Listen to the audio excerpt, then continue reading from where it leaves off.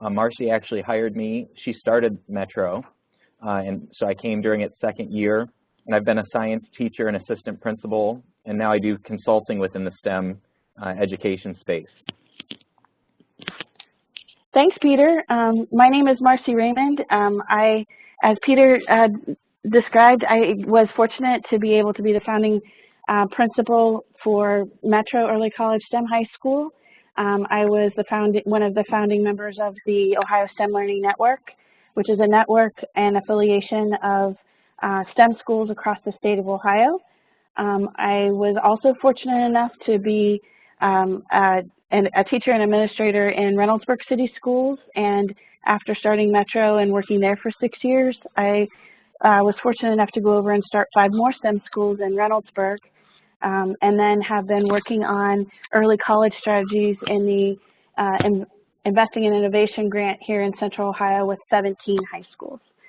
So between the two of us, we are happy to share and promote whatever it is that you want and what you want to know. So I thought it might be good if each of you could introduce yourself and say what you hope to learn from the seminar or from this webinar, and then we'll tailor just to you.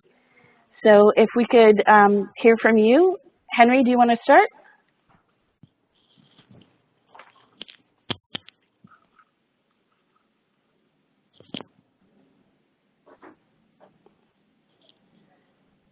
Or Gloria or Mary? Can you hear me? Yes. Hi, this is Mary. Hi, Mary. I run the Career and College Promise program at Central Carolina Community College. We have one long-standing early college program here on our main campus. We have another early college program that just opened in a neighboring county that's part of our service area, and we have a third early college opening in our other county in our service area, hopefully next fall. So I just kind of wanted to hop on and see if there's anything that we can steal and use with those programs moving forward. Thank you, Mary. And anything we have, you can have. Thank you. How about Gloria or Henry? Hi, this is Gloria. Can you hear me okay? Yes, ma'am. Hi, my name is Gloria Garcia. I'm the Director of Academic Affairs at the Tarrant County College District in Fort Worth, Texas, and I currently serve at the Northwest Campus, one of 5 physical campuses, and we were the first campus to open an early college high school, and it was opened by the college. It's now been moved over to our ISD, and we have 5 early college high schools on each of our campuses, and we're looking to offer more innovative STEM programs. We have aviation, fire science, we have police academy on our campus, and so just looking for ideas on expanding. Well, we very much hope to help you out with that as well. It looks like, Henry, is your audio connected? Your audio might not be connected. Well, here's what we'll do. We'll go ahead and go on, and if anybody has any questions, I'm speaking on behalf of Peter, and Peter, you can correct me if I'm wrong, but most of the time, Peter and I like to be really interactive so that we're truly helping everybody on the webinar, and as other people join, we'll try to be as inclusive as possible going forward. So feel free to jump in and ask a question at any time. So the million-dollar question is, why STEM? And it seems like early college is already in your bailiwick, but why STEM within early college? Most of the time when we answer this question, we're answering it because we want to empower students to excel beyond graduation, because we want to connect students with opportunity spaces that may not have been something that they had considered before, and we want to advance the ability for all of the students to move forward. So the empower, connect, and advance are the 3 main reasons why we think that STEM schools should move forward, and why we have so many of them now in the state of Ohio. There's 4 basic STEM school systems. An elite or exclusive STEM-focused school. That means that the school has a STEM focus, science, technology, engineering, and math, and that it has entrance requirements that would cause it to be selective about the criteria for admission. And so elective STEM schools like the Mount Vernon Presbyterian STEM School in Virginia, those schools have selection criteria that would be a little bit more exclusive to the environment itself. There are inclusive STEM-focused schools. Those are schools that take whoever wants to go for as big as their enrollment can muster. So inclusive STEM schools, when we talk about them, we're talking about schools that will take anyone and have no entrance requirements or criteria for admission. There are STEM-focused career and technical programs. STEM-focused career and technical programs tend to be, at least in the state of Ohio, focused more toward the 11th and 12th grade applications of STEM, science, technology, engineering, and mathematics focused opportunities for students to learn. And then STEM programs in comprehensive schools. STEM programs in comprehensive schools could be pathways that end with college credit or credential in a STEM-related field. They tend to be varied, so there could be lots of different iterations of that. In the state of Ohio, to be considered as a STEM-designated school, so the state of Ohio requirements for a STEM-designated school is that it is a standalone school or a technical school that has converted all or most of its preparation schedule for 11th and 12th graders towards STEM with several different criteria elements. I know North Carolina has 11. We have 13 elements that schools need to demonstrate in order to be designated by the state of Ohio. It is a separate designation. We worked on it actually when Peter started working at our school. We started working on getting a separate designation for accreditation in the state of Ohio. At current count, we're a little over 40 STEM designated schools in the state of Ohio. So those are the 4 basic STEM school systems in Ohio. The designation would be for the first 3. There would not be a designation for a program in a comprehensive school. Does anybody have any questions about that?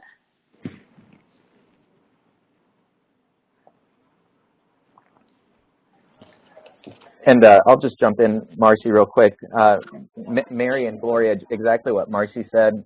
We have a lot of visiting groups that come through our school, and I happen to say the same thing Marcy does, which is please do just jump in with questions so that we can, we've got a slide deck in that we're prepared, but we want to make sure that we're, serving your specific needs and questions. So what I thought I'd do is highlight the five of the many elements, but 5 of the elements that make some of our STEM programs more successful in both the performance and placement of students outside of the high school. So these are fundamental tenets or key elements that are in common among the highest performing STEM schools in Ohio, and they're a passion of both myself and I'm speaking on Peter's behalf, but also for Peter. So these key concepts or key elements are a little bit more about the way you do school and building the STEM culture. And then if you want, as we go along, we can also give you examples of how it looks or how it deploys in different STEM school examples. Peter's working directly with several of them right now. I'm working with several other ones, so we can give you a full breadth of how it looks in each of our STEM schools. So key element number 1 is creative confidence. And for a STEM program, this is talking about not only the leadership, the teachers, and the students, but when we talk about creative confidence, we're talking about that ability to say, hey, I'm going to try something out, and I'm going to try it out for the best interest of the students that we serve, and we're going to try it out in as many iterations as is necessary to maximize the performance of each and every student. So creative confidence is a key element that we see across our STEM schools. It is something that we don't necessarily see in comprehensive school programs that are regular public schools. These schools pride themselves on their ability to say yes to something that might be new or different, and they pride themselves on being able to creatively solve an issue or problem without looking at the barrier and thinking that it can't be solved or it can't be done in a specific way. Peter, when you're working with STEM schools, how do you help the school leader think about things differently? Can you give an example of maybe working with iSTEM Geauga? Sure. One of the things that I think is really important, what Marcy just said, creative confidence, the ability to try it out. A key characteristic of STEM schools I've noticed is that we have a results orientation instead of a structure orientation. And so one of the things that I'm helping a principal right now identify what their goals are in terms of what they want to see accomplished with their staff, and then having the confidence to create a specialized plan to get to that. And I think that typically what happens in a lot of schools is that there's more, this is how we've done it. And so a big shift is, helping STEM schools realize that the world is their oyster, and they can kind of design it as they'd like it to be designed. But sometimes I've noticed that can take some time when a school shifts towards a STEM mindset to realize that they have that creative liberty to do what they find best for the students and design accordingly and try again and that sort of thing. And so it can take a little bit of time to develop that confidence, and sometimes just some structures to kind of take it step by step, and some modeling with that helps them out a lot. So another example that I can share with you, when I'm working with my new STEM schools, we have a new STEM school starting next year in southeastern Ohio. It's called Tri-State STEM. It's where Ohio, West Virginia, and Kentucky merge. So it's the point of Ohio, like way south of, it's the southernmost point of Ohio. The new principal there is working on trying to figure out how to navigate the landscape of the college partners that she has. And when she's working, she has many years experience in a regular high school as a high school administrator. When she's working with them, she sometimes thinks about things the way she would have thought about them in the high school. And it causes her to be a little bit more reluctant to ask, could we do something this way? Here's an example of what I'm describing. So as a school leader, she's getting ready to get her induction process for the summer. She has, in her region, almost every school is either 90 or 100% free lunch. So it's a very impoverished area of Ohio. And she wanted to bring the kids in, but she was worried about having to pay for having a lunch and having a full day program. And so one of the things that she didn't happen to think about that a college partner might have thought about or actually did think about is that there are ways for students to get breakfast and lunch over the summer that's provided for through grants in the area all year. She didn't know about the program, so she didn't know to think outside of the box that she was in about having to pay for the students to have lunch in a full day program. And so it just took a little tweak to try to see and look a little bit differently. And now she has a fully baked program with a college who knew about the grant and then integrated into what they were doing for the students. And so having the confidence to try things even though it doesn't, and ask, is part of what we want to try to encourage in every single person who works for the school. Creative confidence is also something that STEM schools build in their students. So when we're looking at students and student performance, we don't want students to not have the grit and resilience to be able to complete a task even when it's hard. And so a key element for working with students is helping and assisting their ability to persist in a difficult challenge, to be able to consistently produce even though it's hard, and to be able to, even as we all know for early college, even to go back and get help when they need it and have the confidence to be able to say, I need that help. Peter, when you were working on bodies and the kids were working on their anatomy, human body systems and anatomy physiology, and it was tough, what are some of the constructs that you deployed to be able to help and assist them? Because they were taking biology 1111 and high school anatomy, physiology, and human body systems all in one. What are some of the things that you did for them? Yeah, one of the things that I found to be most helpful is that the creative process, the process of figuring out something new, it's always new because the thing you're figuring out is new.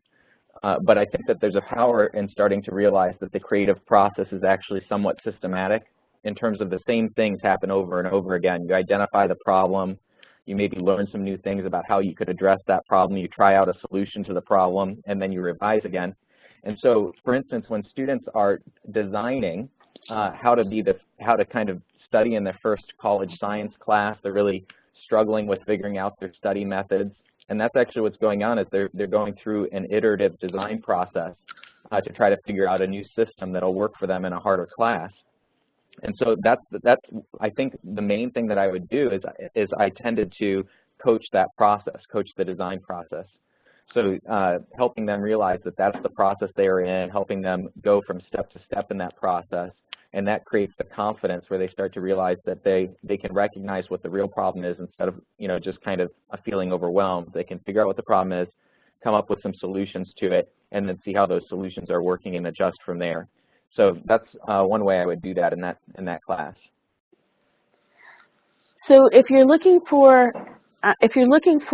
help or inspiration, IDEO and David Kelly are two places where I would go to look and see what kinds of things you can help your schools that you're working with and or your leaders and students. It is very inspirational, and it also is very helpful when we're talking about resilience and grit to be able to give some examples and some demonstrations. IDEO is one of the most well-known design firms in the world, and it's located just outside of Stanford in Palo Alto. Okay, so that brings us very seamlessly into design element 2 about design thinking. So design thinking is a way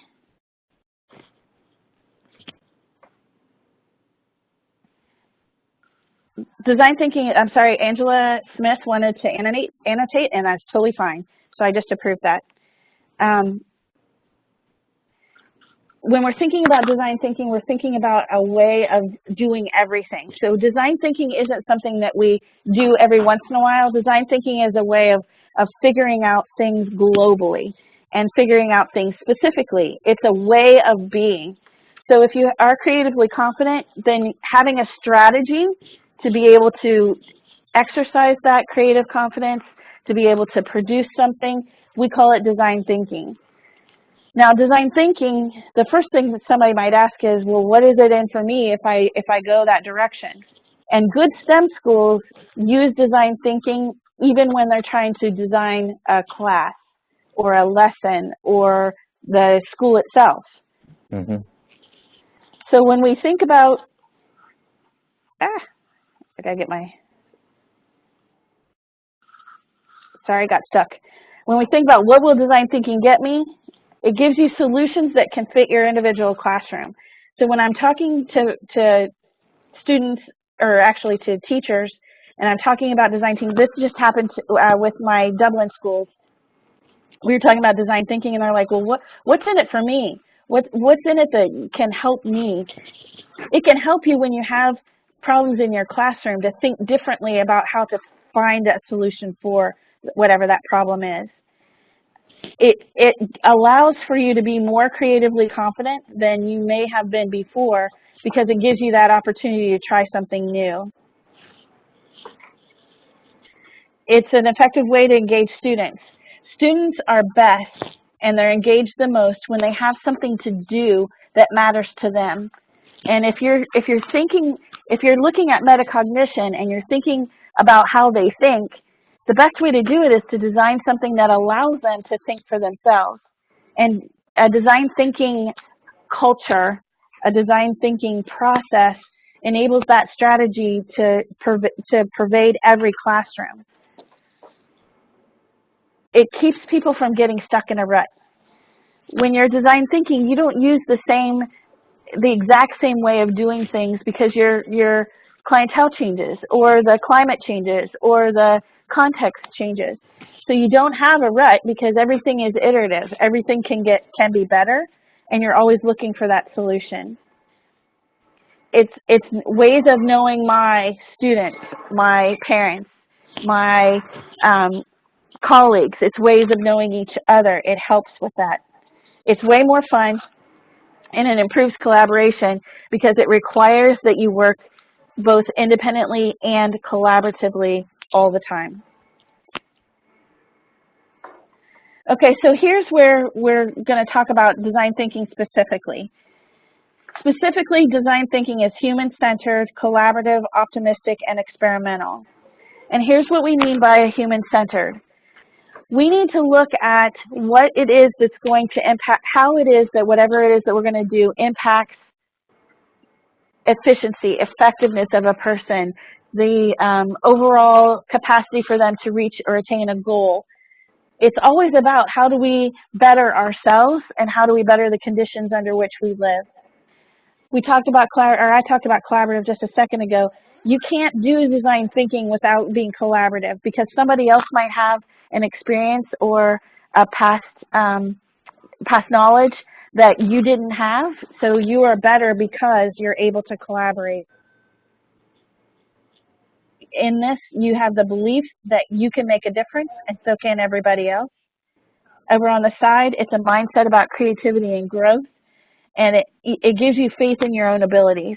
And so that's important when we're instilling these mindset, belief, and faith in the students and the people who work with them. It's an important characteristic of all STEM schools. The last component is that it's experimental. We don't think that anything is truly the best it can be. There's always an iteration that could reach more people, could do a process better, that could encourage a different outcome. And so we're always in that continuous cycle of improvement. And design thinking requires that you're always looking out for a better way of doing something.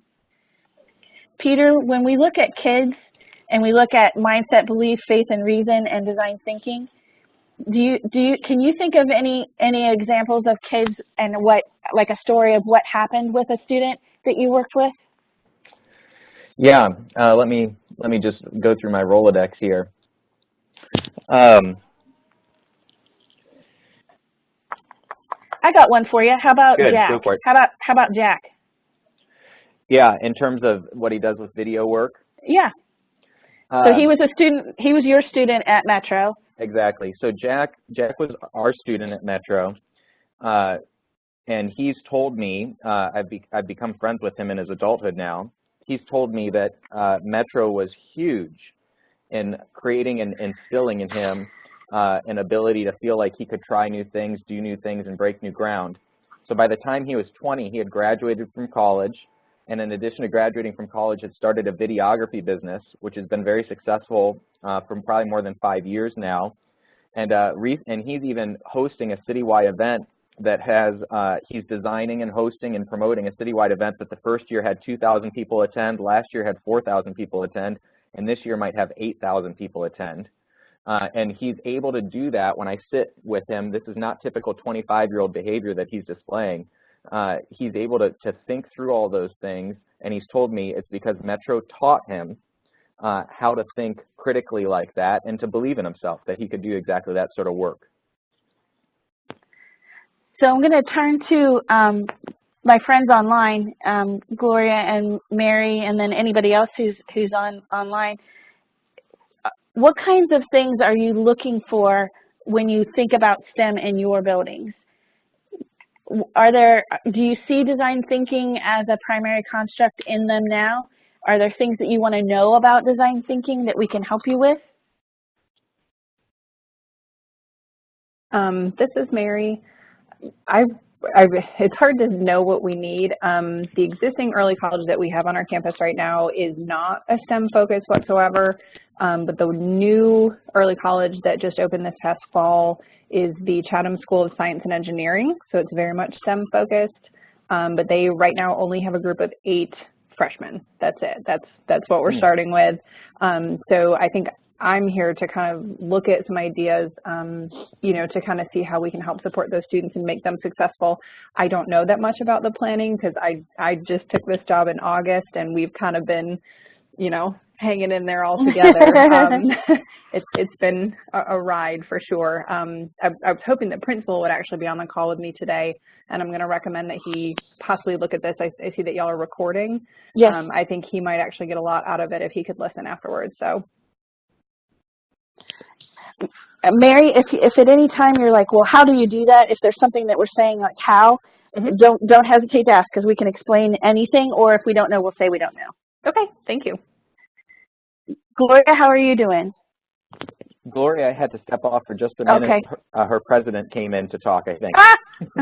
It happens to all of us, right? Yep. Okay, so Peter, is it all right if I keep on going? Yep, sure. Okay, so the elements of design thinking are discovery, interpretation, ideation, experimentation, and evolution. You can have design thinking cycles that have other words. You can have design thinking cycles that you could even use the plan, do, study, act. But what we find in schools is discovery is something that in regular school, we don't give the kids enough time or enough opportunity for discovery. And in discovery, so I'll take you through, let's do design thinking about a schedule. How's that?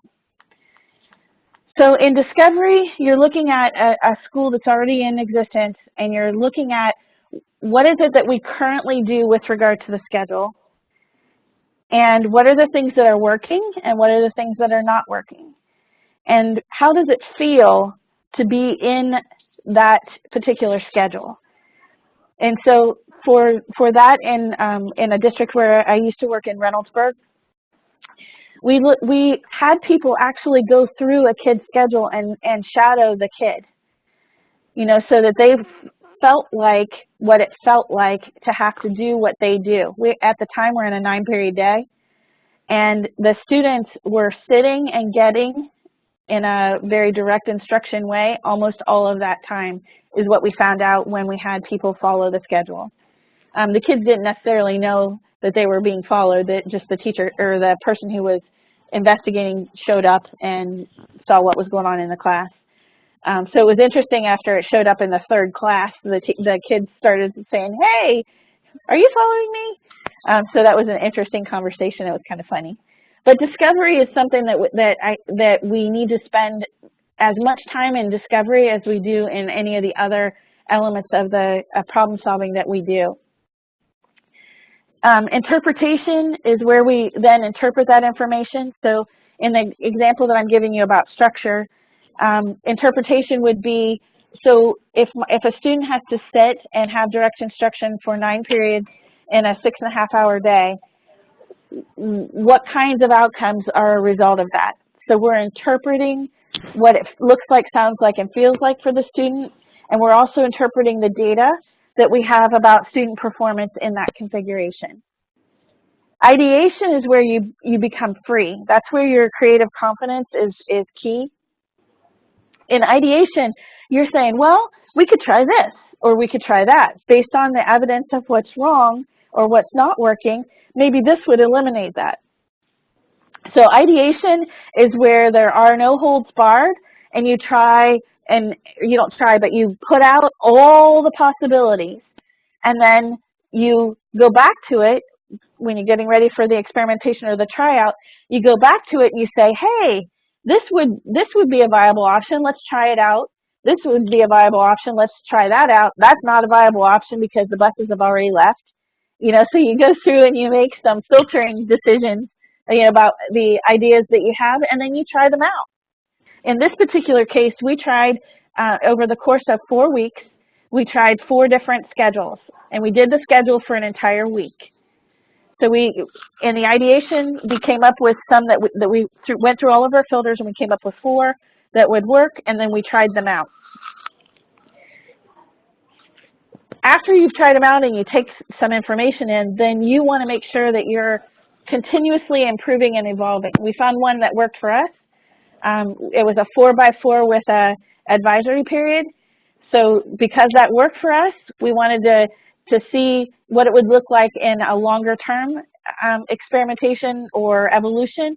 So we implemented it for a semester, and then we made tweaks and moved the advisory period around in the day,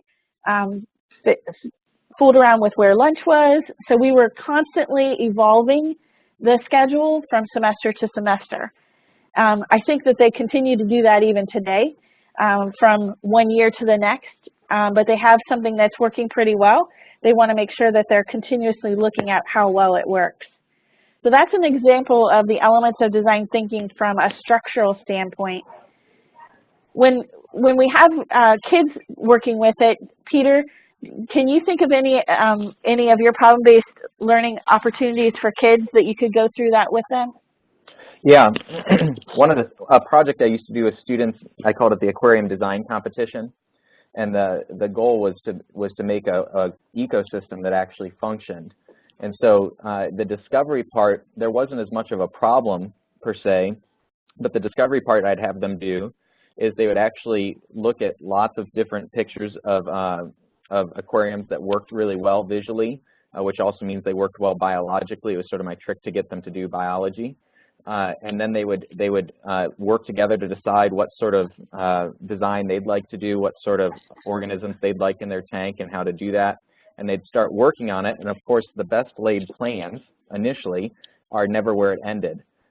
So especially with living things. So you start getting them in the tank, and they start interacting with each other. Different chemistry issues exist, and so they have to start changing things around. And they would document that whole process, and often there would be some epic failures along the way, and they'd have a problem with an algae bloom, or different sorts of fish would die, and they'd have to start over. And that was that sort of evolution process in action. And the kids love it. It's really engaging to students. It's empowering to students. And it's also empowering to teachers when they get to go through the same process like Marcy's saying. So when we have a really robust STEM school, design thinking is everywhere. It's pervasive. It's pervasive through what teachers do, the principal does, what the parents are taught to do with regard to what goes on in the school. It becomes a way of being. And in our STEM schools that are the most successful, this is front and center, regardless of content, regardless of situation. This is something that almost everybody would pick up right away. I have an example here. I'm going to show it to you really quick. This is an example of a kid that I had in another district, New Albany, to give you a little bit of an idea of what design thinking looks like for him.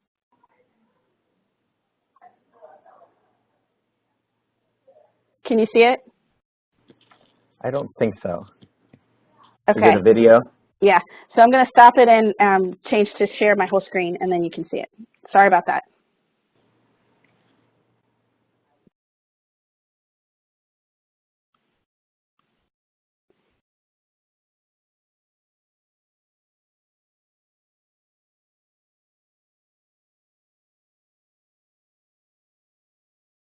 Now can you see it? Yes. Okay, I'm going to start the play.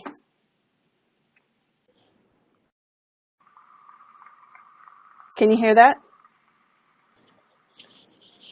Raise your hand if you've heard of 3D printing. Yes, just barely. Okay. Raise your hand if you have one hand. That's better. I win. I have a follow-up question. Those of you who know me, you can't participate because that's just cheating.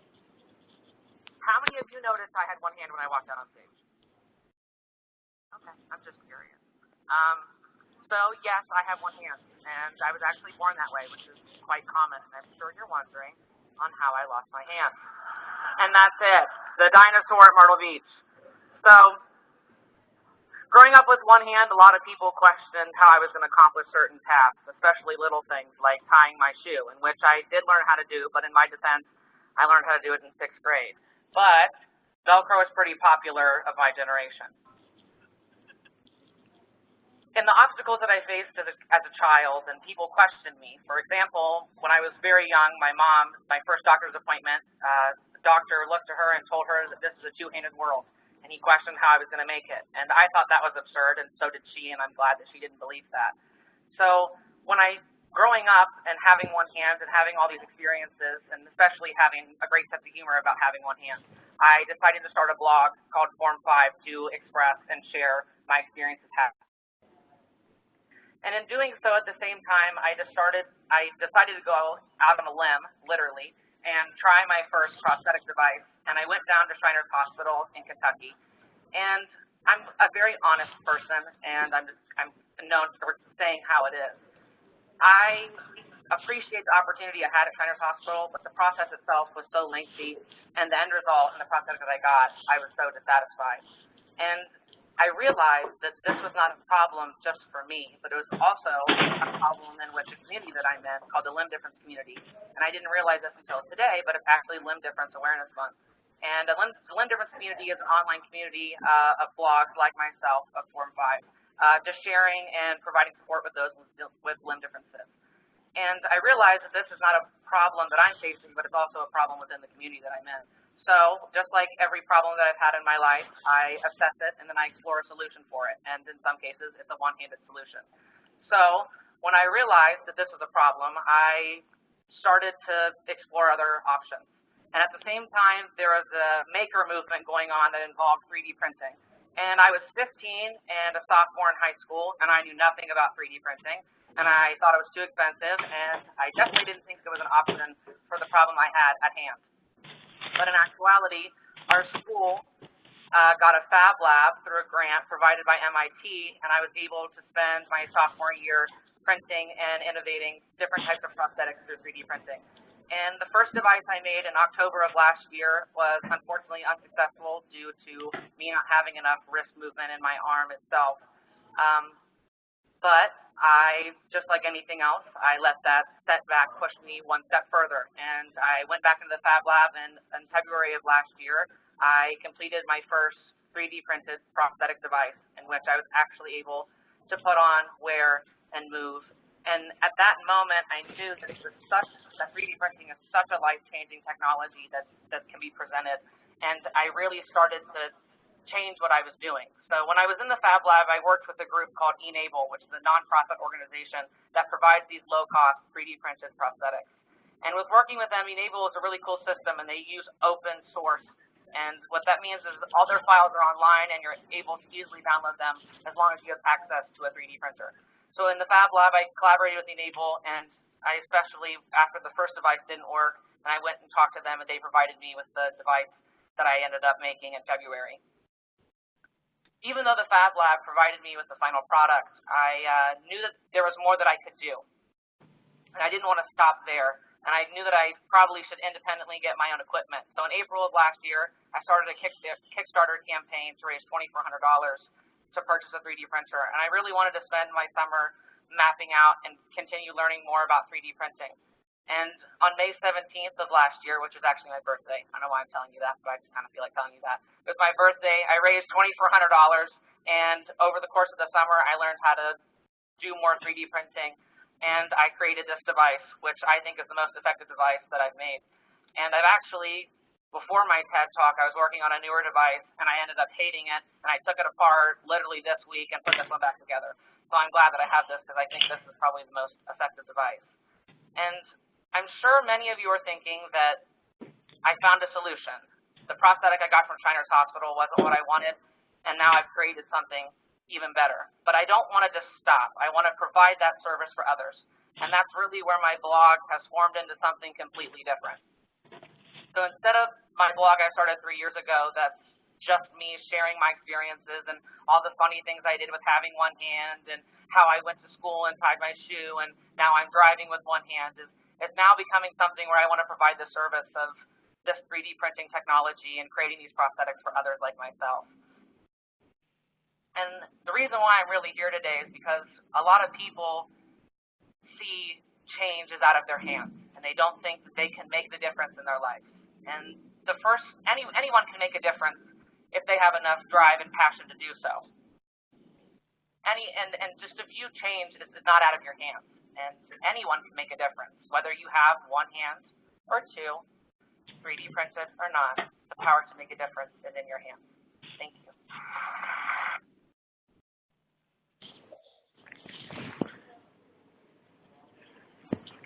So this particular kid, at the time he was a junior when he did the TED Talk, he was a junior. But I picked that because it really shows the design process, and it shows that he persisted and was resilient even when the ideation and the experimentation weren't necessarily going the way that he wanted it to go. And he demonstrated the evolution and the purposeful outreach that he has now to assist other people in getting what he's found for himself. The prosthetic that he was wearing, he made. And he makes them now for all kinds of people who are expressing need, and he tailors it to their particular limb or their condition so that it works for that person. He's a design thinker. He was in a STEM school. He used the resources to be able to make things better for himself. And so I wanted to make sure that I gave you a real example of a real kid who is passionate about making sure that they make a difference in the world. He's a senior this year. Do you have any questions or comments? I'll give just another example real quick, Marcy. I just heard today our government class that we run during January term here, the students actually propose laws, propose legislation. So they don't just learn about the government process, they actually work to write their representatives and propose changes in the form of a white paper. Interestingly, they went to visit with the Columbus City Council today and meet with the City Council and ask them questions concerning some of the ideas they have for their white paper presentations. And one of the City Council members has an aide now who's one of our former students who took that government class a number of years ago. And so that student, Zach is his name, you know, developed that kind of a creative confidence, that sort of a design thinking, but always had an avocation for the social sciences. And I bring that up to say design thinking is not just for the STEM fields, so to speak. It applies to every area of life, as I think Marcy has said, and really neat to see that a student that we didn't just teach a government class, sort of a sit and get government class, but more of a hands-on, get out there and experience it and write your own legislation recommendations government class, now is doing government and working with our City Council to design governmental solutions.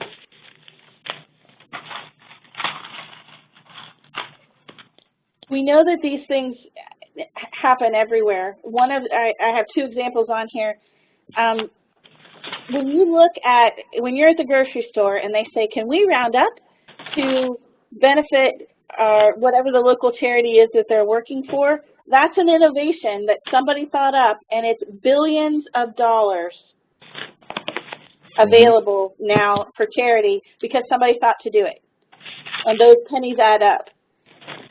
The Swiffer, I mean, when I think about when I was first married versus right now, I probably could have had some help in the kitchen cleaning up if I had a Swiffer from my boys, but I didn't have it, and they didn't like bringing the mop out, and so it was all Mom.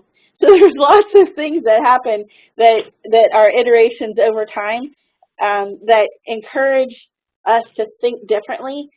And if we look at the pace of change globally, the pace of change is so rapid. And have our schools really kept up with that pace? Are we really in alignment? Do our schools look the same as they did when I went to school 30 years ago? The answer is yes in most cases. But for STEM schools, the answer is no. It doesn't look like that anymore. So key element number 3 that we found to be very important for STEM implementation is an expectation of mastery. So expectation of mastery in both performance and mastery in knowledge and mastery in skill. So expectation of mastery is a key element. In our STEM schools, we believe that, and this is also Bloom's research, that because students' aptitudes vary, time needed to learn the required content should vary. So a unique characteristic in really good STEM schools is that they don't make time the finite or the final. They make the work or the performance final. Peter, you were a teacher under that kind of a system. What was it like for you? Well, I remember when you hired me, Marcy, you told me that the students are going to be yours until they get it, and you're going to be theirs until they get it. And that was quite a transition for me from more of a traditional model. But I can honestly say I don't think I'd want to teach any other way. Every teacher that I talk to really loves the idea of mastery because we all want to make sure that the students actually learn it. And so for me as a teacher, originally I wrestled a lot with the mastery concept, and the main reason I wrestled with it is I realized you have to actually change how you're doing instruction, because when the students aren't learning, what that means is that as the teacher, I need to change what I'm doing. Now, you might think, yeah, but the students have a role in it, and they do, but even when the students aren't doing their part, as a teacher, you still have things that you can do to help them start to realize the part that they can do. So mastery I found to be both very challenging initially as a teacher because it gave me more responsibility for the success of students than maybe I would think otherwise, you know, where if you just kind of give a 0 and move on. But the other thing is I found it to be very empowering because now, here's design thinking again, I was constantly having to come up with new ways or better ways or different ways to meet the needs of different students because they had to get it.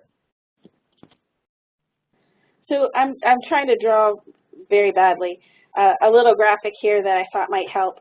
If time, it goes across the bottom, and I'll put that pointer out. If time goes across the bottom and performance goes up and down, okay? So F would be low, A would be high. So if we say that at the end of the year, all things stop and you get a mark for your performance, and let's say your performance was a D. That means that you no longer have the opportunity to be able to master the skills, content, performances that are required for you to be able to be a good college goer or a good worker or anything beyond that particular course. So if I take Peter's biology course, and if the course ends at the semester, which is right here, and a student got a D, they pass the course, they move on to another course, let's say AP Biology, or Biology 1111. So if they move on to the course at a D level, it is unlikely that they'll be able to persist above a D level unless some other interventions are given to them. We call those wraparound services when the student has exhibited gaps. So what we did and what we do in our schools is we say, look, we can't say that it's okay to get through a class and get a D and go on to the next class.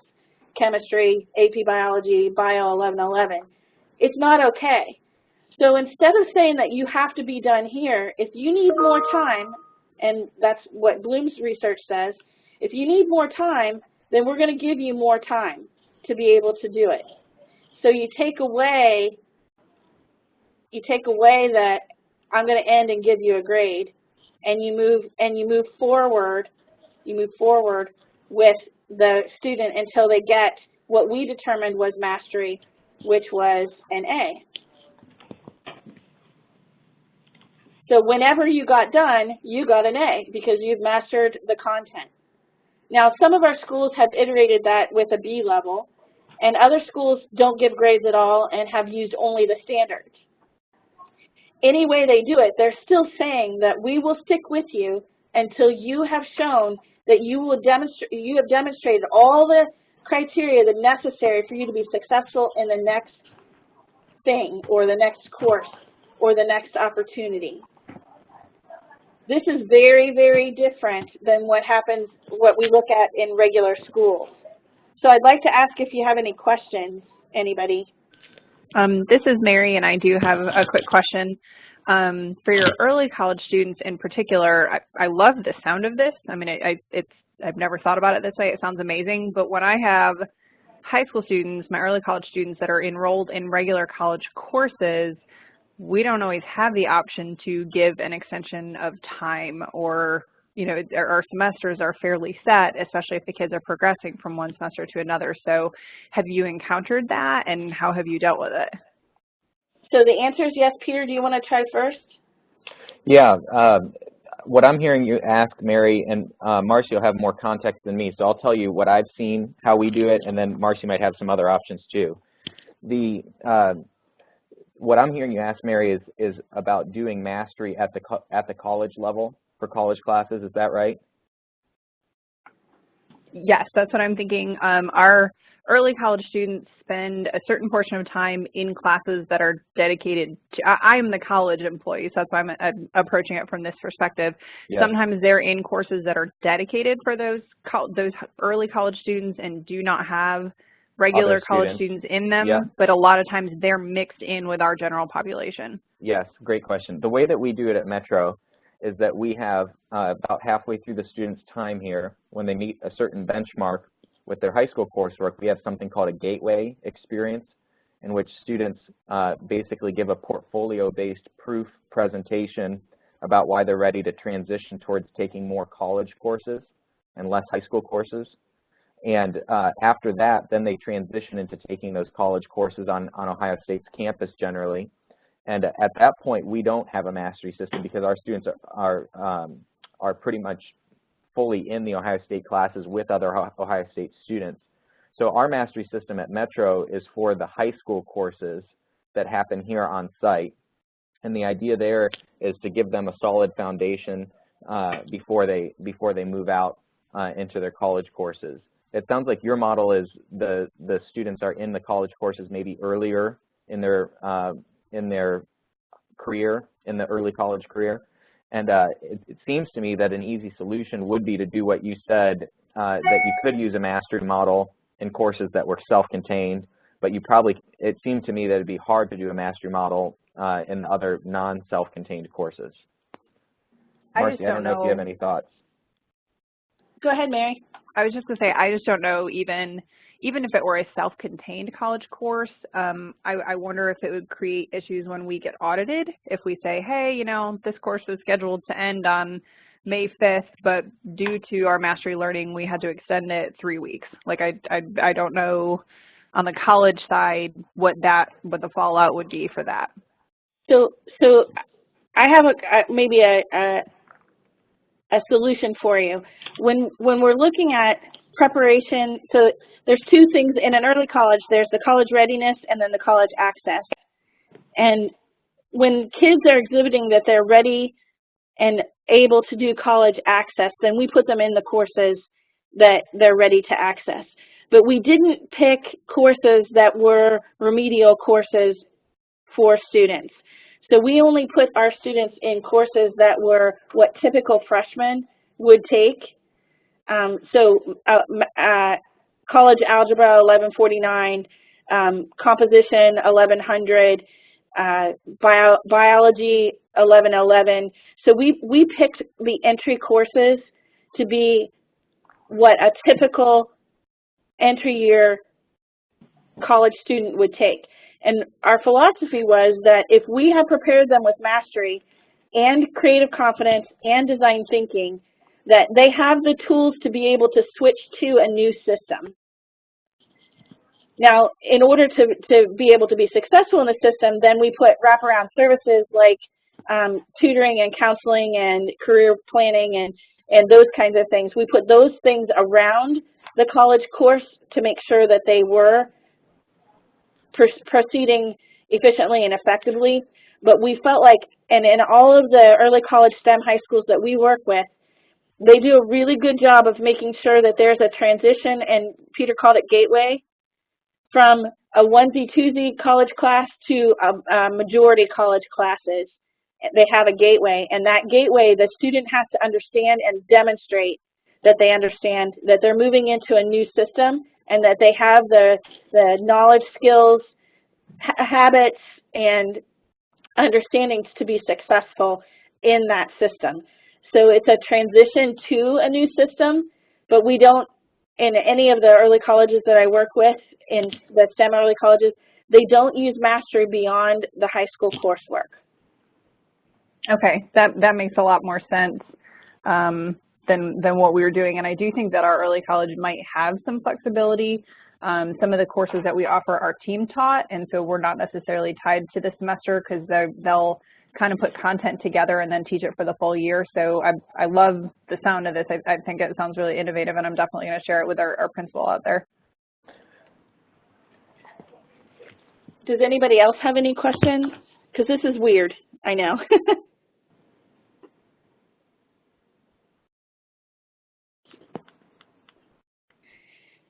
So from a leadership standpoint, and from what is it telling our community? This is telling our community that we are going to do everything we can to assure that the individual student has the best opportunity for access in STEM. And STEM sometimes, especially for our first generation college goers and our students who have a lot more difficulties in their home environment, sometimes they believe that these things are beyond their reach. And it is our job and our imperative to make sure that they are confident enough in their own skills that they can move forward. That's why I led with creative confidence, because our real job here is to make sure that they know that regardless of who they're around or what the context is that they are coming from, that they have the capacity to lead their own future and that they can be economically viable for themselves and their family. So this is why we went to mastery, and I think that, as Peter said, that he can't teach another way. From a leadership standpoint, it's really difficult for me to defend a straight ABCD system and a finite time frame in which the student has to get it done, because not every learner comes to the table with the same set of constructs. Mm-hmm. And if our job is to make sure that every single student can enter a STEM field, either directly through work and a credential or through a 2- or 4-year degree program, then it is our moral imperative to assure that we did everything that we can for them to be able to move.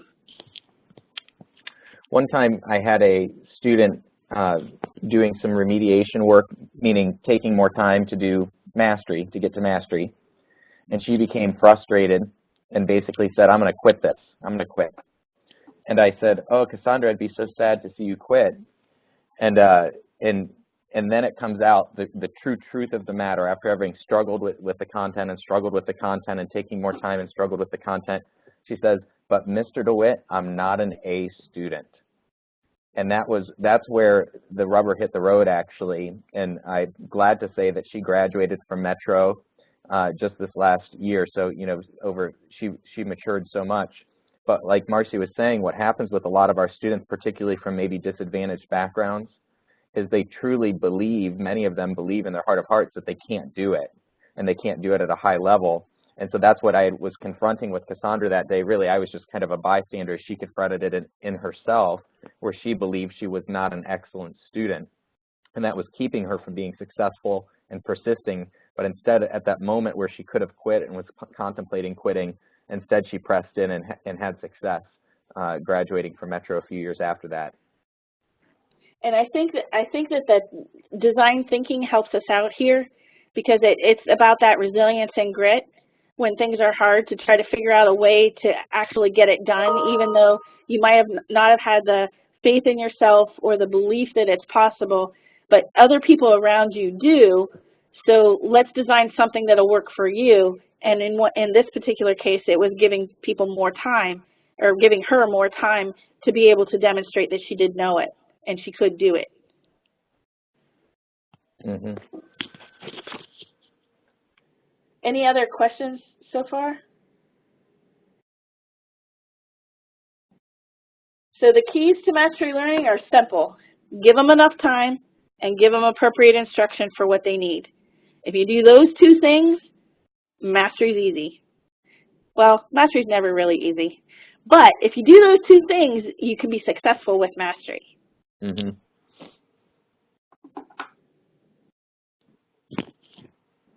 So there's different ways to grade, and we had every iteration and different years and different times in every school I ever worked in that did mastery learning. You can do it by the objectives mastered, that's more of a standards-based grading, by the number of units completed successfully, by the proficiency level reached on each unit, or any combination therein. I can tell you there are as many ways to do this as there are people trying it. Peter, I know that not everybody when I was at Metro looked at assessing mastery with the same point system or the same way. Is it still like that? Yeah, it is. We're more about the proficiency level reached at each unit is kind of how we do it. But the other school that I'm working with on a consistent basis is doing totally the objectives method, the number of objectives mastered. And so like Marcy was saying, I actually really like this slide because it really, it's kind of 6 of one, half a dozen of the other. If you do the proficiency level per unit, the key is to do it by unit, which basically means you're doing it by the learning objectives.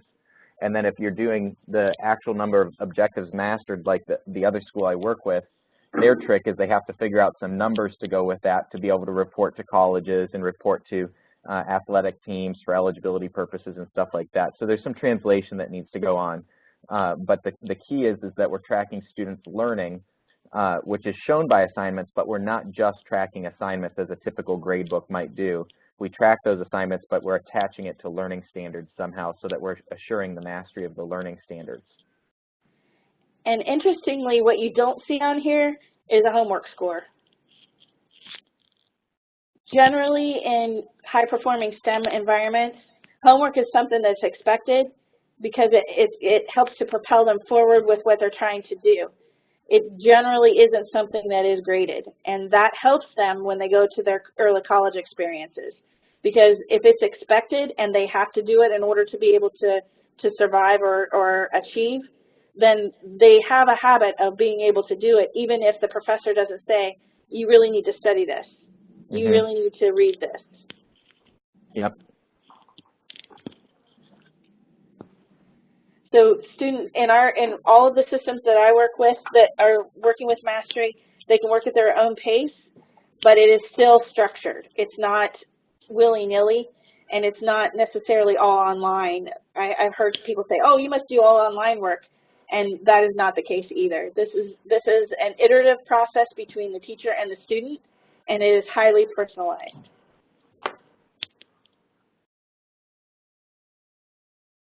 So we've talked about all this, so I'm going to go quickly through it. It makes sure that you know that they have the skills to do the next unit. You do task analysis to be better prepared. You have to state your objectives before designating and designing the activities, and you can break a cycle of failure because kids get to try as many times as they need. Okay, moving on to key element number 4 is about inquiry. So now we're bringing things together, the elements that we've talked about so far. Creative confidence, looking at design thinking, mastery comes together in key element number 4, which is called design challenges. And I'm going to go a little bit into what we look at for inquiry, and then we'll, if it's okay with you, Peter, we can give some examples of design challenges that we've experienced. Yep. So there are 4 E's that are key to design challenges. You have to be clear on your expectations. You have to know that you are going to have figure out what the engagement level is for a student so that it has a high degree of personal satisfaction for each student. Explanations need to be clear, and the environment needs to be open. When we do design challenges in Ohio, we know that we have to pay attention to the Ohio Learner Standards, clear learning targets, learning intentions, and success criteria. So we know how we're going to measure it before we issue the challenge. So when we talk about inquiry, I'm going to talk about the inquiry continuum. I'll go kind of fast in case you have experience in it, and I'll do it this way. So in the inquiry continuum across the top, there's demonstration, structured inquiry, guided inquiry, and open inquiry. That's generally the continuum that you might see in a STEM school who is really working hard on the efficacy of inquiry for students. In a demonstration, we want to, or actually in any of them, we want to say, okay, who's posing the question? Who is the owner of the question? Who's the owner of the procedure? And who's the owner of the results? In a demonstration, like in many classrooms, I'll take a science classroom, in many science classrooms, the teacher will show them what happens when you mix these two liquids together and the desiccant falls out.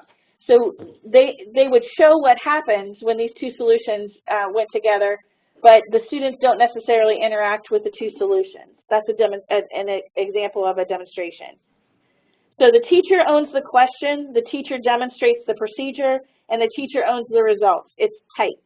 We know exactly what everybody's going to get because we're going to put it together in a tight way. In a structured inquiry, the teacher will pose the question and give the procedure to the students, but there's a variety of outcomes or results that could ensue. So in a structured inquiry, an example could be when you're working in English language arts and you're looking at research. So the teacher can pose the research question, the procedure for completing a research paper according to the MLA style, but the results could vary per kid. They aren't going to have the exact same results based on the research that they individually did because the research pool, the pool of information might be different from student to student. That would be an example of a structured inquiry. In a guided inquiry, the teacher poses the question, the learner figures out how to get it done, and the learner will produce the results. And the results could vary from person to person. So in a guided inquiry, the procedure varies and the results vary. So kids are not only getting different results, they're also doing things differently inside of that. So a guided inquiry in social studies that Peter talked about a little bit earlier in the government class, the teacher posed the question, how do we initiate legislation? The procedure that the kids came up with to help to get their legislation ready to move forward was varied from group to group or kid to kid. So they didn't all approach it the same way. Their design for the investigation was their own, or it was coached maybe a little bit. That's why it's guided. It was coached a little bit, but it looked different from one group to another or one student to another. And the results then were also varied according to the procedure that they used. In an open inquiry, the learner poses the question, the learner establishes what the procedure is going to be, and the learner produces the results. So in an open inquiry, the student is investigating something that they're passionate about knowing more about or something that they're interested in knowing more about. And it could be different from group to group. It could be different from student to student. So in this case, the parameters of what they have to produce may be clear, but the way in which they produce it may be varied from one group to another. So I talked about each of the kinds, so I'm going to skip through that if that's okay, but you'll have it when I send you the slide. When they're in an inquiry cycle, some things to think about in your STEM school. Is this question able to be investigated? Is the question that the student is coming up with, so in the open inquiry, is the student something that they could move forward with? The teacher has to coach that by asking, how would you do that? Why would you do it? Is it possible? What if? So the teacher coaches in an open inquiry to see whether or not the investigation could ensue. You don't want kids to go off and try something, well, sometimes you do, but you want to make sure that it's a safe try, that they don't get into something that they can't get back out of, or that they can't feel success in the iteration that they chose. So I'm going to skip through quickly here, if that's okay. Experimental design. Here's where the teacher would coach by asking, what are the controls? How are you testing it? How are you thinking about this from a scientific background? What are the variables? So the teacher coaching an open inquiry would be asking those questions. In the discoveries, we're asking about connections, observations, data gathering, recording. These are just ways in which the teacher can coach an open inquiry, because when I talk with people about open inquiry, they're like, oh no, my kids can't do that. That's too much. That's too open. It's too broad. And I think what they're really saying when they say that to me is, I don't know how to facilitate open inquiry. That's exactly it. Yeah. Peter, do you want to share? Well, yeah, that's yeah. I didn't mean to interrupt, but what you just said was so good. And I've often, when I coach, this sort of thing, design challenges, I often say that some of the best and some of the worst lessons I've ever seen are this sort of lesson. So it's got the potential to be the best kind of instruction that you could possibly do, the most engaging to students, most memorable to them, most impactful in terms of the skills it develops. But everything hinges on the teacher's ability to scaffold this process. And it's not that the process is too open, like Marcy's saying, it's whether the teacher provides enough stepping stones and is able to coach the students through it. So I'll give an example. We're doing a design challenge right now at Metro, and it's about the opioid abuse crisis that's happening. I'm sure it's in most states. It's definitely here in Ohio. And so what our students are working on is, it's a pretty open, the topic is help solve the opioid problem. And so one of the things that we did is we foresaw that many students would probably come up with, well, some students will come up with solutions that are prototypes about, fixing overdoses and things. A lot of students are going to come up with educational pieces, so they're going to be designing ways to get the word out about the statistics of the opioid epidemic, etc. And so we knew that those students, in order to be able to test it, in order to be able to experiment with the instructional item that they came up with, or the educational item product that they came up with, they're going to probably want to do some sort of surveying. And so that's what we're helping them with. We're helping them think through that surveying process, help oversee that surveying process. They're doing all the work, but we're helping them through that process, and that allows them to grapple with much bigger questions, much more open inquiry process, things where they have a lot of choice and voice about their solutions to a big problem, and they're highly engaged in it because of that, but we just need to give them some help and some structure along the way. So I'm going to ask for the participants, does anybody have any thoughts or any questions that we could help you with?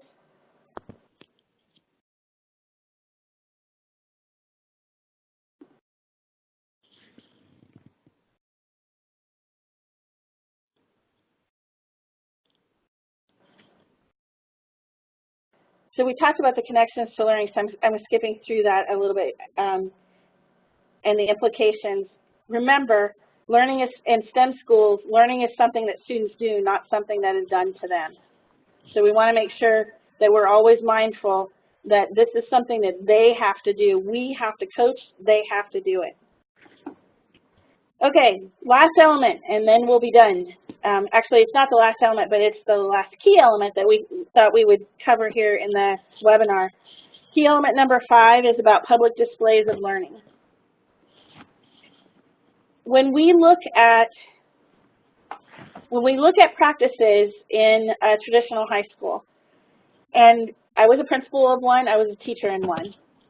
When I look back at what happened in my school before we did this kind of work, students' work was so private that sometimes the teacher didn't even know what it was that the student produced. As an example, as a teacher of chemistry and having students in my class, they would learn things that I didn't address from each other about how to do particular things, but I collected no evidence of it. I didn't observe it, they learned something, but I didn't even know that they had learned it. And we want to make sure that when students are learning something that they can advocate for what they have learned and prove it with evidence. So it's not a fragile skill or a fragile piece of knowledge. I think there's three things that we're looking for here. One of them is, do they really know it and can they do it? And can they do it in lots of different settings? Or is it a fragile skill that they can do sometimes but not others? And that goes back to mastery. And the most scary thing, or the saddest thing, is when they never really learn to do it at all and fake their way through it, and we expect that they can do it, and they go into the next college class, and they have no idea what it is that they need to do in order to be able to be successful. So when we talk about public displays of learning, we're talking about performance and performance assessment that is not just a paper pencil test, and it's not just the criteria on a rubric that has a check mark. It includes feedback and authentic audiences, lots of other ways of displaying what students know so that they can own it. Because to my earlier, learning is something that students do, not something that's done to them. So when we look at, and there's all kinds of these slides all over the place, communication skills are in the top 5 of almost every study you ever see of what it is that people want to hire. How well can they communicate? How honest are they? How do they work with teams? And what are their interpersonal skills like? These are the kinds of things that if we only rely on paper pencil tests, we only know what they can do at that moment on that particular summative assessment. So we think and we know that a key element to a successful STEM school is that we're going to have performance assessments that are varied and public. Marcy, I often joke with teachers, you know, all those studies end up showing the same thing, that they want people that can collaborate well and work as a team. And while paper and pencil tests are fine, you know, in their place, you know, collaborating on a paper and pencil test is called something different. And so, you know, the one type of assessment, it's penalized to collaborate. So we want to make sure we provide these sorts of opportunities to develop that skill through design challenges and design thinking. So I like to talk about, when I'm talking about making our learning public or making our learning clearly known, the Rigor Relevance Framework and the International Center for Leadership and Education, I put it down at the bottom. And again, I'm going to send all these slides to you guys so that you can get all the references. When we look on the side, going up the side, we're looking at, in Bloom's taxonomy, awareness, understanding, application, analysis, synthesis, and evaluation. So we're looking at complexity of thought as you go up from 1 to 6 on that side. When you look across the bottom, 1 to 5, you're looking at knowledge, apply in the discipline, apply across disciplines, apply to real-world predictable situations, and then unpredictable situations. So when we're looking at the application going across the bottom, we're looking at how well can the student be resilient and sometimes aggressive enough to keep going when I'm not sure what the outcomes are going to look like, sound like, and feel like, or what the situation is going to give me as a result of what I tried. So if we look at quadrant A, that's where you have awareness, understanding, application, and a relatively low level of application. You're applying it in the discipline. When we go higher in our thinking, 4, 5, and 6 for C, we're thinking more deeply about it. We're analyzing, synthesizing, and evaluating, but we're still not applying it in settings outside of the discipline. When we move over to the right in quadrant B, for application, awareness, understanding, and application as the thought, but we're doing it in ways that can go from across disciplines or interdisciplinary through real-world, unpredictable situations. When we talk about students and their ability to have hope, resiliency, and grit, we're talking about their ability to maneuver in unpredictable situations with a high degree of efficacy and knowledge. So if we think about that and we move to D, where they're able to adapt to any situation that they come with because they've mastered the basic understanding and application, they can now analyze, synthesize, and evaluate what they need to do in order to respond to an unpredictable real-world situation. So when we look at STEM schools, we want to quickly move to adaptation as often and as frequently as we can with students. It's not iterative, meaning that it isn't that kid has to go from awareness to understanding to application to analysis in all settings. Sometimes kids can automatically go to analysis, synthesis, and evaluation. And in a traditional school, we don't honor that. We make sure everybody goes through all of the stages lockstep because we teach one way for everybody. In a STEM school, we amplify and accelerate the student's capacity to be able to demonstrate their thoughts and their ability to maneuver in the world. And if a student masters something early, we move them early. So let's say that they didn't take a semester to learn something, and we can assess them against the mastery standards, and they are demonstrating on a regular basis that they can already do it. We would move them on to the next thing. You know, so an example for me in Reynoldsburg, I had a couple students that mathematics was natural for them. There was no reason for them to sit through an algebra class because they already knew how to do basic algebra. So we took them after the first 2 weeks, there were 3 of them, after the first 2 weeks of school, we moved them into Algebra 2 because they could handle that level of work. Even though they were approaching Algebra 2 as a problem-based learning environment, they could do that. So we moved them quickly into the environment where that would be available to them. Peter, you've worked with the Rigor Relevance Framework for a while. What are some things that you see that teachers working in it struggle with, and some of the opportunities for success that you've seen? I think that the biggest struggle is actually that teachers themselves have been in our educational system. And I'm not being critical of the educational system. It is what it is, and everyone's doing their best. But teachers have been in that system, which is largely unapplied and unadaptive. And so as a result, teachers actually go through a process where they, I believe, need to discover the applications for their own content that they're teaching. Because they might have a degree in it from college, but I don't know that in college a lot of teachers actually had to apply what they were learning in their degree to the extent that we want our STEM students to apply what they're learning. And so that's the first and hardest thing, I think, for teachers in my experience, is they need to really think, what are the places and what are the ways that students can apply this knowledge? But that actually requires that the teacher feels very comfortable applying that knowledge in some novel environments. So one of the things that I found is most helpful to get teachers there is I work on scaffolding, giving the teachers some planning documents to help them think through planning, project-based learning, applied learning opportunities for their students.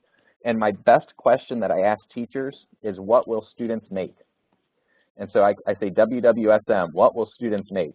What are they going to make with their knowledge? What are they going to produce with their knowledge? And I tell them that if they're making something that's real, then what they're making has to be testable. Somehow it has to either perform or not perform in sort of a self-evident way. And so that's I think probably the most impactful pivot question that I tend to ask teachers to help them get the students to real application and adaptation with what they're learning. Mary, do you have any thoughts or any questions? Or if Gloria's back, or Lisa? I think I'm pretty good for the moment. I've just kind of been taking notes and trying to let it all sink in.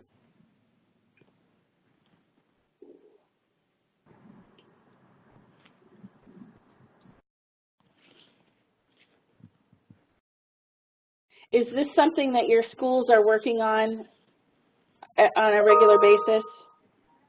Anybody?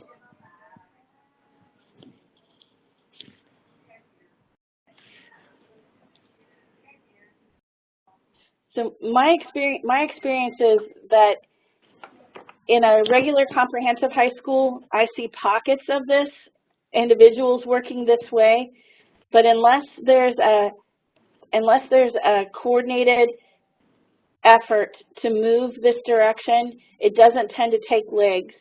And so in some of the STEM programs that exist in some of the schools that I've worked with, they don't tend to have the same kinds of results and outcomes that they have in schools where this is a primary focus for them. So in the STEM schools, we see different outcomes, better outcomes for students than we do in programs where it's kind of ad hoc.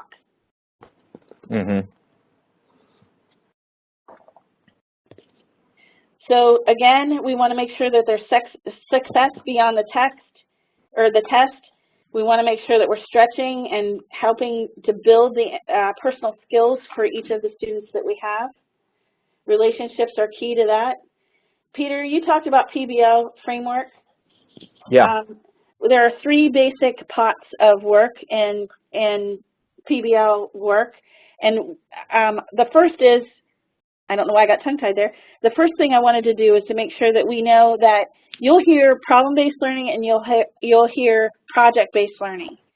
And the biggest difference between them is about the emphasis. If the emphasis is on the product, what you make, then people tend to call it project-based learning. If the emphasis is on the creative confidence, procedure, outcomes, iterations, and there's not a final product, people tend to call it problem-based learning. I tend to err on the side of problem-based learning. Peter, do you want to talk a little bit about curriculum design, delivery of instruction, and assessment and evaluation in a PBL framework? Sure.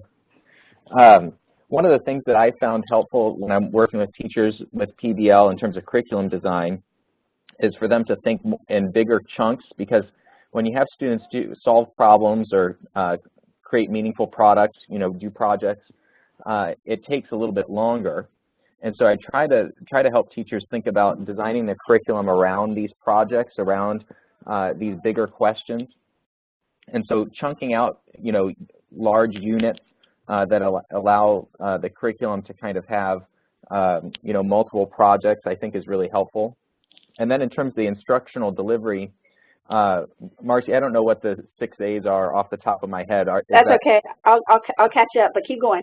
Okay. In terms of instructional delivery, what happens a lot of times I find is that there becomes a disconnect when a lot of teachers first try PBL. I find that they start to think, okay, so now is when I don't do any direct instruction anymore. And I actually think that usually almost all direct instruction classes that do a lot of direct instruction, they would do much better for their students if they had a lot more hands-on work, a lot more project-based work mixed into the direct instruction. But sometimes when teachers first PBL, they think that that means turn off the direct instruction light switch. And I think that that's not right either. You kind of need both, where the students are receiving information somehow and researching information somehow, maybe on their own, but they're learning. But then they're applying their learning. So that the application and the knowledge need to always go hand in hand, because you can't apply something you don't have. And so the instructional delivery is really, it's a cyclical process and an iterative process, but where the students are posed with a challenge, posed with a need for application, a need for knowledge, really, but then you help them get that knowledge one way or the other, either through them discovering it or you helping introduce them to it. And then they work on applying that knowledge, and then they see if it's working, and then they get more knowledge and they adjust, etc. So that's kind of the instructional delivery piece. And then with assessment and evaluation, one of the things that I love about doing project-based learning is now all of a sudden, while there will be a rubric that the teacher's using to grade the project almost grades itself in a certain way. And so the rubric usually for me is about the learning standards. It's about specific aspects maybe of how the students presented their work. But what's interesting is that the students become intrinsically motivated, in my experience, in true project-based or problem-based learning, because they start to feel like the thing that they're making or the problem they're trying to solve is motivating in and of itself, and they can see whether they're being successful without waiting for a teacher to hand a rubric back to them. So there starts to be some ownership of the learning that happens with students. And I think that the key elements that we've been talking about, they all come together when we have a problem-based learning environment for students. Peter, you were exactly right. It is not in the best interest of anyone for everything to be open and not coached, or not to have direct instruction. Direct instruction is a great tool to get a large amount of information across in a short amount of time. So there are all kinds of different New American Lecture, there are all different kinds and different ways in which problem-based learning can move forward. What I'm working with right now in the Investing in Innovation demonstration grant here in Central Ohio is how do we help our college partners in our early college environments to encourage a pedagogy that is not exclusively direct instruction. It has been a bit harder to tackle that problem with some of my faculty members. Columbus State Community College is the college that we're working with in that particular project. And for all kinds of different reasons, this is a very foreign concept for many of them. They are content experts for the most part and have had very little help or instruction about how to reach students and how to look at students' capacity in the rigor relevance framework as an example. Very little information or even opportunities for that kind of collaboration have occurred. So in our particular grant, we are spending a large amount of our time on helping to embed some of these design elements, design thinking, creative confidence into the college courses. I said earlier, we're not tackling the mastery component in the college courses because the students may transfer to other schools that do not have a mastery system. So we want our kids, as shown in the rigor relevance framework, we want our kids to be able to be comfortable in uncomfortable situations and to be okay with things that are not necessarily what they anticipated, so that they don't rely only on the anticipatory set of this is what college is. They can navigate and negotiate through college systems much better. Oops. So the 6 days were just about assessment, and I made an alliteration, and it just is silly, so I'm not going to do it anymore. But that was that was the end of the key concepts. Mary, Gloria, Lisa, Angela, does anybody have anything that they need help with or that we could help you further with? I'd just like to say I appreciate all the information that you've given us, and I'm just going to kind of process that in the meantime. Thank you. Sure. Yes, Sure I agree. This was really helpful, and I said I took notes, and I actually plan to possibly sit through the webinar a second time if possible, especially if I can get our early college principal on board. So for myself, I'm happy to help if you find as you're going along that you need you know, a critical friend that can talk through some things with you or with some of your colleagues. I'm happy to help. Peter, are you open to helping? Absolutely. I just put my email. I think I just sent my email out to everyone there in the chat. Nice, nice. I will make sure to send the PowerPoint out to everybody, and then I'll try to find some like a rigor relevance framework so you can use just the pieces and parts. Really, anything I have, you're welcome to have, and I love having a community of practice, and we have a lot of connections here. If anybody needs anything, speaking for myself, I'd be happy to help with anything that you need. So that said, thank you everybody for participating in the webinar. It will be put online so that people, if you want to use it again, you can. I will make sure to send out my contact information as well, and I hope that you all have a nice evening. Thank you guys for presenting. Our pleasure. Thank you. Thank you. Thank you.